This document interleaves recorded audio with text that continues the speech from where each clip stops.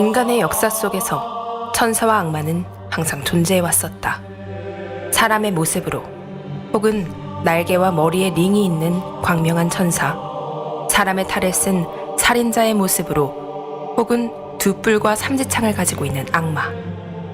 비밀은 비밀이다 해서 인류사 속의 역사와 현재의 우리 삶에 천사와 악마는 어떻게 존재하고 있을지 알아보겠습니다.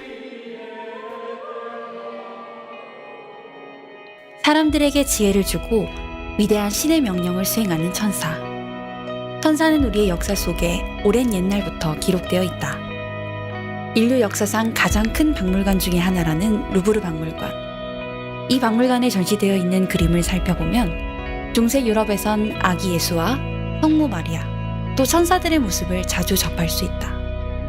이 그림처럼 천사들은 날개와 얼굴에 광채가 날까?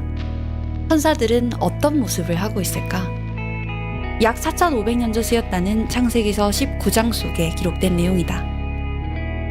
저녁 때 그 두 천사가 소돔에 이르니 마침 롯이 소돔 성문에 앉아 있다가 그들을 보고 일어나 영접하고 땅에 엎드려 절하며 이르되 내 주여 돌이켜 종의 집으로 들어와 발을 씻고 주무시고 일찍이 일어나 갈 길을 가소서.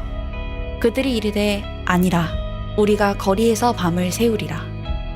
위 내용은 하나님이 아브라함에게 소돔의 제약이 심히 무거워 심판을 하겠다 말씀하시고 하나님의 두 천사가 소돔에 나타난다는 내용이다.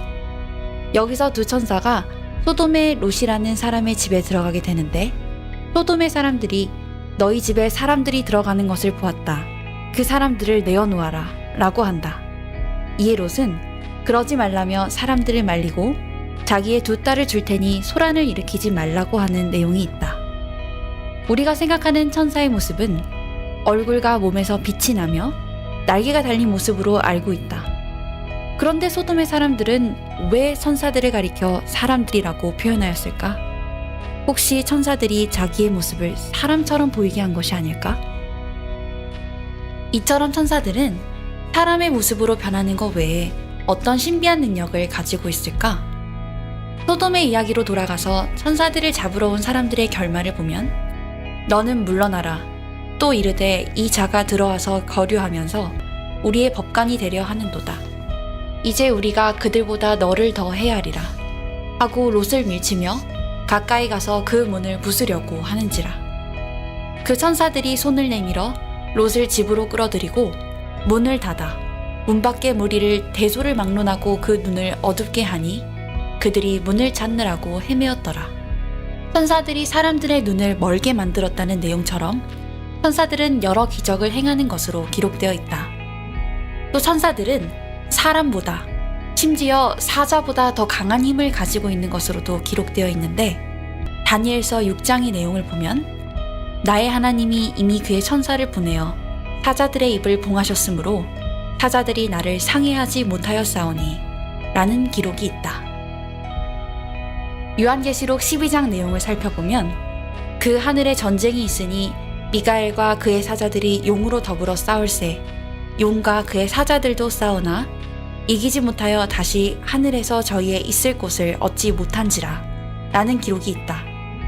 이 기록에서도 우리는 미카엘이 얼마나 강력한 천사였는지를 알 수 있다. 이처럼 늘 인류의 역사와 함께해온 천사. 천사는 현재 우리의 삶 속에 어떻게 녹아져 있을까?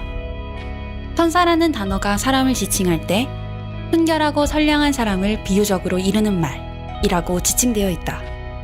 우리가 잘 알고 있는 노벨 평화상 수상자 마더 테레사 수녀는 천사 수녀라는 별명이 있는데 이처럼 사회의 이바지함이 크고 선량한 사람을 오늘날 우리는 천사라고 하고 있다. 이 밖에도 2000년대 가장 핫한 게임으로 알려진 블리자드사의 디아블로2 게임은 지금까지도 핵앤슬래시 게임의 대명사로 알려져 있는데 이 게임의 내용은 천사와 악마의 싸움에 실증이 난 네팔렘이라는 존재가 인간 세상에 온 대악마를 물리친다는 내용이다. 이 모티브는 성경에서 따온 내용으로 창세기 6장에 당시에 땅에는 네피림이 있었고 그 후에도 하나님의 아들들이 사람의 딸들에게로 들어와 자식을 낳았으니 그들은 용사라 고대의 명성이 있는 사람들이었더라 라는 기록에서 게임의 세계관을 만들었다고 한다. 그렇다면 이 디아블로에 등장하는 천사와는 또 다른 존재인 악마. 악마들은 우리의 인류사 역사 어디에서 출발하였을까? 악마란 신에게 반하여 인간들을 타락시키려는 존재들을 말한다. 어두운 색의 피부를 가지고 등에는 검은색 날개를 가지고 있고 머리에는 뿔이 솟아나 있거나 인간의 모습 등의 존재로 묘사되곤 한다. 조로아스터교의 경전 아베스타에 따르면 창조신 아후라 마즈다에서 두 영혼이 나왔는데 한 명은 선을 선택한 영으로서 천사라고도 불릴 수 있는 스펜타 마이뉴이고 다른 하나는 악을 선택한 앙그라 마이뉴이다. 이 앙그라 마이뉴는 그를 따르는 악마의 무리를 데리고 다니면서 사람들을 괴롭히는 일을 한다고 한다. 기독교 안에서는 사탄에 대한 자세한 명칭들이 나오는데 악마, 벨리아르, 용, 옛뱀, 베엘제불 등으로 불리운다. 그렇다면 이 악마는 어디에 있는 것일까? 성경의 욥기서 1장과 2장의 내용이다. 여호와께서 사탄에게 이르시되 내가 어디서 왔느냐? 사탄이 여호와께 대답하여 이르되 땅을 두루 돌아 여기저기 다녔나이다.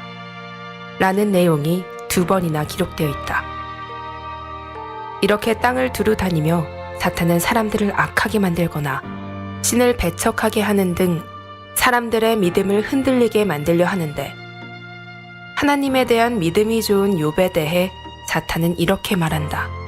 사탄이 여호와께 대답하여 이르되 욥이 어찌 까닭없이 하나님을 경외하리이까? 주께서 그와 그의 집과 그의 모든 소유물을 울타리로 두르심 때문이 아니니까? 주께서 그의 손으로 하는 바를 복되게 하사 그의 소유물이 땅에 넘치게 하셨음이니이다. 이제 주의 손을 펴서 그의 모든 소유물을 치소서. 그리하시면 틀림없이 주를 향하여 욕하지 않겠나이까? 라며 욥을 시험하게 만드는 내용이 나온다. 사탄이 그에게 했던 시험들은 이러했다. 사탄은 우선 사고와 전염병으로 욥의 재산을 모두 날려버리고 그 다음에는 도적대가 몰려들게 하여 낙타를 죽이고 집이 무너지게 하여 욥의 자식들까지 몰살시켜버리기도 했다. 이렇게 사탄은 사람을 시험하고 시련을 주는 존재로 기록되어 있다. 또 사탄은 사람들에게나 짐승에게 빙이 되기도 한다. 마테오복음 8장에 또 예수께서 건너편 가다라 지방에 가심에 귀신 들린 자 둘이 무덤에서 나와 예수를 만나니 그들은 몹시 사나워 아무도 그 길로 지나갈 수 없을 지경이더라. 이에 그들이 소리질러 가로되 하나님의 아들이여 우리가 당신과 무슨 상관이 있나이까? 때가 이르기 전에 우리를 괴롭게 하려고 여기 오셨나이까? 라고 하는 내용이 있다. 여기서 사탄에게 빙의된 자는 몹시 사나워지고 공격하는 성향을 띠게 됨을 알 수 있다. 이러한 사람에게 빙의된 사탄의 모습은 현대의 문화 콘텐츠 속에서도 찾아볼 수 있다. 마태복음 8장에 예수가 사람에게 들린 귀신을 쫓아내어 돼지떼에 들어가게 한 내용은 2015년 한국 영화 김윤석, 강동원 주연의 검은 사제들에서 활용되기도 했다. 영화의 마지막 장면에 강동원이 빙의된 돼지를 안고 한강물에 뛰어드는 내용이 담겨 있다. 이처럼 사탄과 악마, 또 귀신은 우리의 삶과 종교 문화 콘텐츠로 녹아져 있다. 사탄을 숭배하는 특별한 종교도 있다고 한다. 앤톤 샌더 라베이가 창설한 악마교회이다. 안톤 라베이의 사탄의 교회에서는 사탄이나 악마를 상징적인 존재로 받아들이지 않고 사탄과 악마를 실존하는 영적 존재로 믿고 있다. 또 악마의 성서로 불리우는 책도 있다. 이 어마어마한 규모의 책을 쓴 이는 수도사 헤르만으로 추정된다. 당시 베네딕트 수도원에서 헤르만이 규율을 어겼다고 하여 독방에 가두었으며 성경을 하루 만에 쓰는 대신 자신을 풀어달라는 조건을 걸었다. 하지만 자필로는 성경을 하룻밤 안에 쓸 수는 없었으며 결국 악마에게 영혼을 팔아 하룻밤 안에 썼다고 전해진다. 책의 높이는 92cm, 너비 50cm, 두께는 22cm나 된다. 무게는 75kg으로 페이지 수는 거의 300이 넘는 정도로 원래 320장이었으나 8장이 뜯겨 나갔다고 한다. 왜 사라졌는지는 알 수 없다. 뜯겨나간 8장에 대한 내용이 무엇인지 알 수 없다고 한다. 현재 우리가 살고 있는 시대에선 악마라는 단어는 색다른 뜻으로 사용되고 있다. 대표적인 예는 악마 쉐이크이다. 악마라는 뜻은 중독되고 빠져든다라는 뜻으로 해석하고 먹으면 먹을수록 계속 먹고 싶어지는 쉐이크 등으로 해석할 수 있겠다.